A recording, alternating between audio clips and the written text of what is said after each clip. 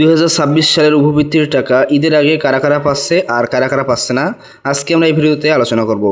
মূলত ঈদের আগে উপবৃত্তির টাকা তারা দিতেছে শিক্ষা বোর্ড সীমিত আকারে, কিন্তু বেশিরভাগ টাকা ঈদের পরে দিবে। এটা তোমরা নিশ্চিত হও, কারণ ইতিমধ্যে ঈদের ছুটি শুরু হয়ে গেছে। শিক্ষা মন্ত্রণালয়ের সকল কর্মচারীরা ছুটিতে গেছে ঈদের ছুটিতে, যার কারণে উপবৃত্তির কার্যক্রম আপাতত বন্ধ আছে। এই কথাটা তোমরা ভালো করে শুনে রাখো। ঈদের আগে শিক্ষা বোর্ড উপবৃত্তির টাকা সীমিত পরিসরে দিতেছে। প্রথম থেকে পঞ্চম শ্রেণী অর্থাৎ প্রাথমিক পর্যায়ে দিতেছে, এবং দ্বিতীয়ত তারা দিতেছে মাদ্রাসা পর্যায়ে, এবং সাধারণ যে স্কুল লেভেল অথবা কলেজ লেভেলে শিক্ষা বোর্ড এখন পর্যন্ত উপবৃত্তি টাকা সাপ্লাই করেনি।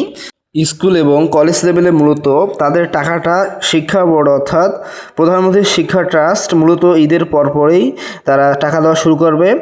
উপবৃত্তি 2026-এর টাকা মূলত জেলাভিত্তিক এবং শ্রেণীভিত্তিক হিসেবে পাঠানো হবে।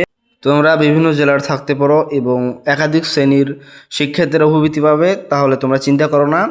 বিভিন্ন জেলাভিত্তিক যেহেতু পাঠাবে, তাহলে তোমাদের এক এক জেলার এক এক সময় তোমরা উপবৃত্তি পাবে এবং এক এক শ্রেণী এক এক সময় উপবৃত্তি পাবে। তোমরা চিন্তা করো না, তোমরা ঈদের পরেই মূলত উপবৃত্তিটা পেয়ে যাবা।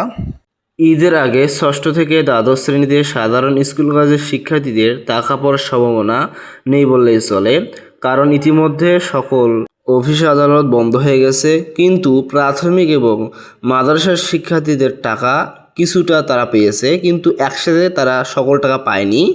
এবং তোমরা মনে রাখবা, যারা যারা পায়নি তারা অবশ্যই জুন মাসের মাঝামাঝি তাদের উপবৃত্তির টাকা সম্পূর্ণ পেয়ে যাবা, অর্ধেক। এবং একাদশ শ্রেণী যারা উপবৃত্তি তারাও মনে রাখবা, তারাও পেয়ে যাবা জুন মাসের মাঝামাঝিতে সময়ে তারা পেয়ে যাবা।